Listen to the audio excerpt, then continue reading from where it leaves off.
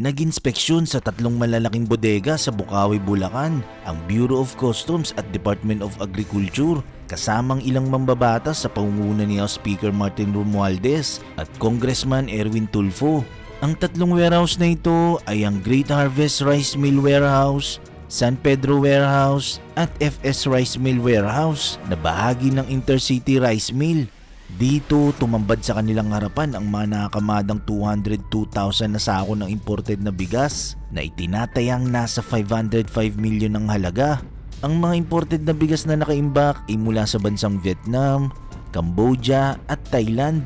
Ayon kay House Speaker Martin Romualdez, maliwanag na hoarding ang ginawa rito ng mga importer.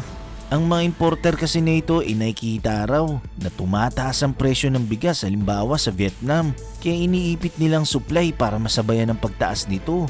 Kaya sa mga bodegang ito, dito nila hinuhord ang mga imported na bigas at syempre mas malaki ang kanilang kikitain kapag maibibenta nila ito sa mas mataas na halaga. Samantalang mumurahin lang naman talaga itong mga imported na bigas na ito.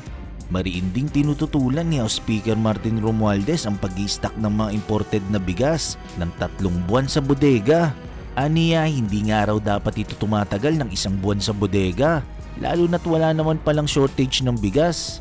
Bukod dun, marami naman palang nakarating sa bansa na imported rice galing sa Vietnam at Thailand, kaya ang dapat daw gawin sa mga bigas na ito ay ibenta ng mura sa mga mamamayan o di kaya ay ibenta sa kadiwa store.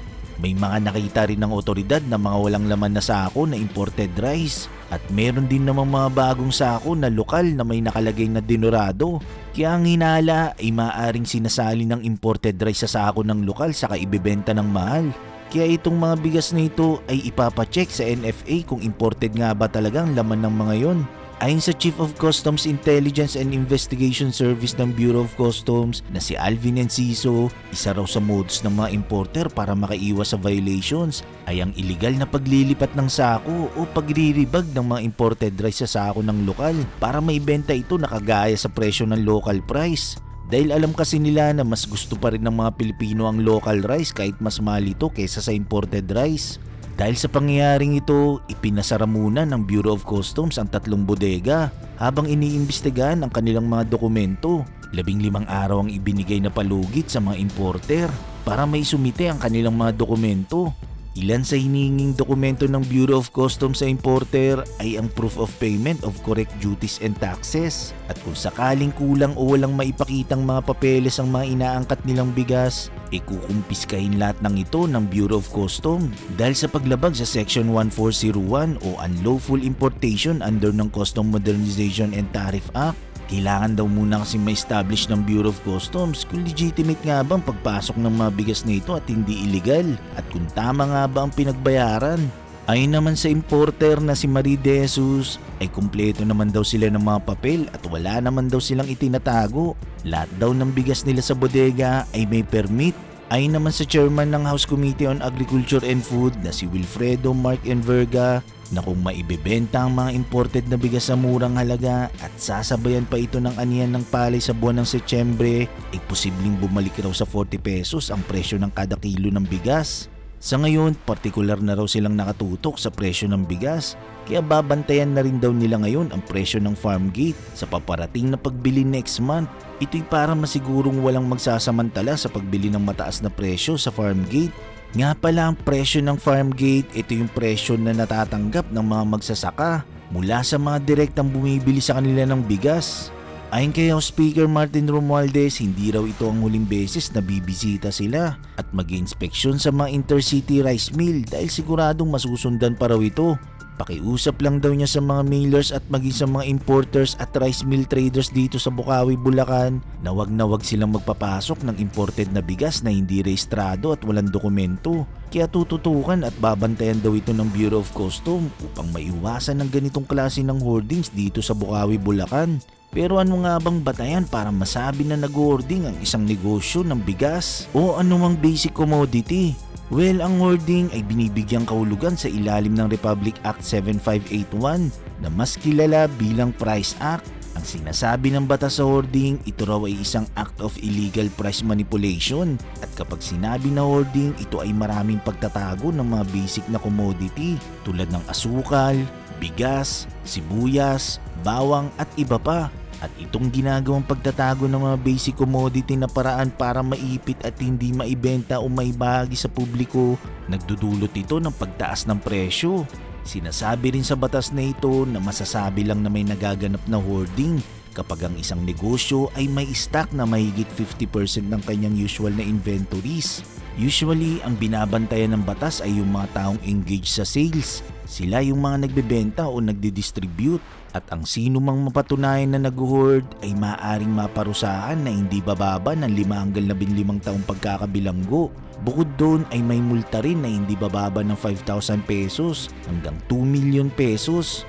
Kaya kapag nahuli at napatunayan ng isang tao o may-ari ng negosyo na nag-hoard, para na rin nabawasan ang kita nito dahil sa multa. Yung lang ang maraming bigas. Hindi ko nga alam siya. Anong dahilan daw? Pag sinabi sa TV, sir, ito pag sinabi, 38 ang palay mo, ganyan. Ganyan lang siya. Yes. Ito hindi na. Sa ako na lang yan. Kasi nilagay namin para mabili yung commercial. Ano laman ito? Yun ay dinurado. Ayan, yan.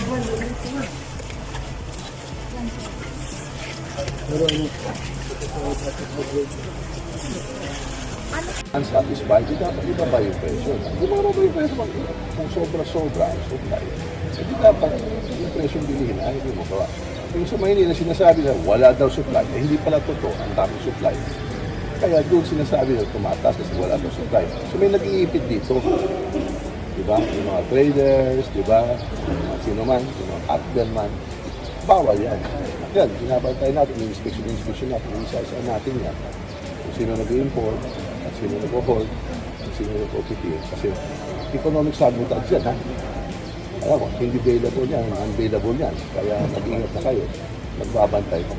Andito kami kasi aayos sa budget hearings, nagbibigay kami din ng budget sa DA, sa mga ahensya, di ba? DTI man, di ba? So, dapat mag-price watch din sila. So, itong bahagi ng oversight functions natin. In other words, tinitingnan natin kung maayos ba ang kondisyon ng ating agricultural industry. Kung mataas yung bilhin ng bigas, may problema. Kaya nananawag din tayo kay Sebastian, tingnan nyo to kasi yan ang utos ng ating mga presidente. Ibaba ang presyo ng bigas.